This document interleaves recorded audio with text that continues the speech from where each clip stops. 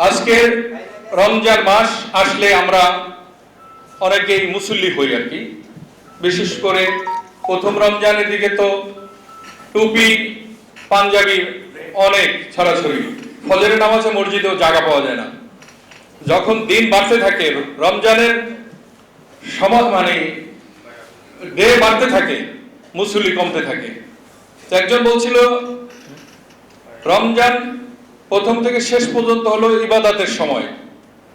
তো রমজানে প্রথম 10 দিন আমাদের দেশে যেটা হয় আর কি কালচার, প্রথম 10 দিন হলো ওই যে বিভিন্ন দ্রব্যাদি যারা বিক্রি করে খাদ্যদ্রব্য সহ তাদের জন্য, তারা এই সময় রমজান আসলে দাম বৃদ্ধি করে দেয়।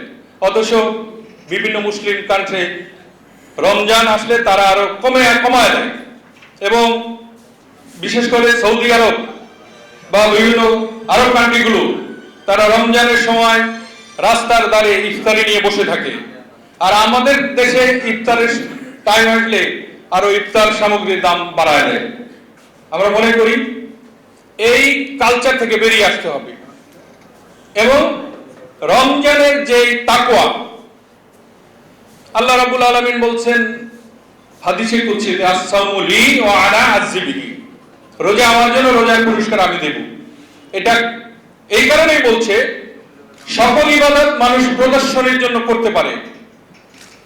নির্বাচন আসলে অনেকেই যারা বছরে একদিন নামাজ না পড়ে টুপি কিন্তু একটা মাথায় দেয়, আসরের নামাজ 2-3 বারও পড়ে আর কি।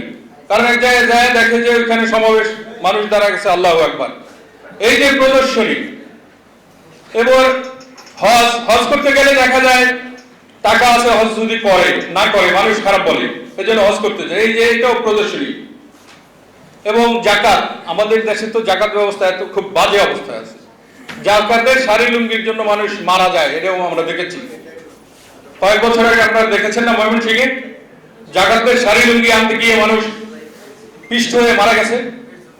অথচ এই জাকাত ব্যবস্থা হলে আজকে এই বছর আমরা যাকে দিলাম সেজন্য আগামী বছর আবার জাকাত দিতে পারে, এটা হলো জাকাতের মূল। আবার দেখা যায় কোরবানি আসলে বড় একটা গরু কিনে গরুর গলায় ঘন্টা লাগায় রাস্তা দিয়ে হাঁটতে থাকে, অমুক জমিদার এই বিরাট গরু কিনছে। এই সকল জিনিস প্রদর্শনী করা যায়, কিন্তু একমাত্র রোজা, আমরা যে রোজা রাখি যদি গোপনে কিছু খাই কেউ তো দেখে না, মানুষ দেখে না, কিন্তু দেখে কে? আল্লাহ। সুতরাং এই আল্লাহ দেখে এই মনে করে কিন্তু আমরা খাই না। এখন ইফতার সামনে দিলে কেউ খাবে?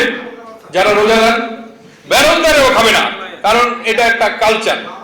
হয়তো গোপনে খাক বা পর্দার আড়ালে খাক, কিন্তু এখন খাবে না। আমরা মনে করছি শুধু এই কারণে আল্লাহ বলছেন যে রোজা আমার জন্য, রোজার পুরস্কার আমি দিব।